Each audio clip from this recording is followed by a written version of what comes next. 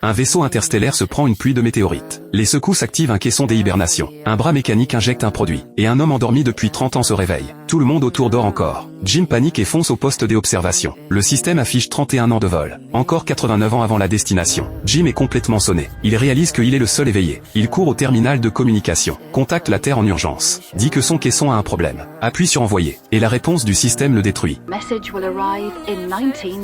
Jim erre dans le vaisseau au bord du gouffre. Quand soudain il voit quelqu'un de vivant. Il fonce lui parler. Le barman lui propose un whisky. Jim tout excité en commande un. Quand le barman se retourne pour servir, Jim se penche sur le comptoir et découvre que c'est un robot. Pour retourner en hibernation, Jim déniche un manuel de réparation. Après plusieurs essais, il arrive à rouvrir le caisson. Il saute dedans direct. Mais 10 minutes plus tard toujours rien. Il manque même de crever étouffé. Jim se poste devant la porte du cockpit pour demander de l'aide au capitaine. Mais il n'a pas le niveau des accès. La porte s'ouvre pas. Il essaie le marteau, la perceuse, la disqueuse, tout y passe. Mais rien ne marche. Jim retourne au bar complètement désespéré. Le barman lui dit qu'on meurt tous un jour et qu'il faut profiter de l'instant présent. Jim percute d'un coup. Il force la porte d'une suite de luxe et commence à vivre la grande vie. Bonne bouffe, cinéma et basket.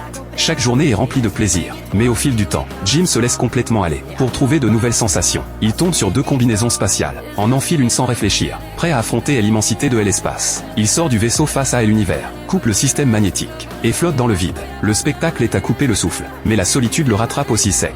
De retour dans le vaisseau, il repère une femme en hibernation. Une idée complètement folle lui traverse l'esprit. Il retourne dans la salle des hibernations. Provoque un court-circuit avec un stylo en métal. Le caisson s'active. La femme se réveille. Jim ramasse ses outils et file en vitesse. Un peu plus tard, il fait semblant de croiser Aurora et lui explique qu'ils sont les 2 seuls réveillés à bord et qu'il reste 89 ans de voyage. Aurora court vers son caisson et tente de se rendormir. C'est elle qu'elle réalise. Se réveiller trop tôt, c'est un cauchemar. Mais Jim la réconforte et Aurora finit par accepter. Le lendemain au petit-déj, Aurora remarque que Jim mange un truc basique.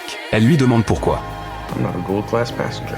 Quand elle apprend qu'il mange ça depuis 1 an, elle utilise son propre accès et lui débloque un vrai petit déjeuner de roi. Aurora essaie la course et la natation pour occuper ses journées, mais elle peut pas s'empêcher de se rapprocher de Jim. Après avoir bien discuté, Jim lui fait découvrir tout ce que le vaisseau a à offrir. Danse, basket et film. Le soir, Jim bricole le robot aspirateur pour porter une invitation à Aurora. Elle se fait toute belle et Jim en reste bouche bée.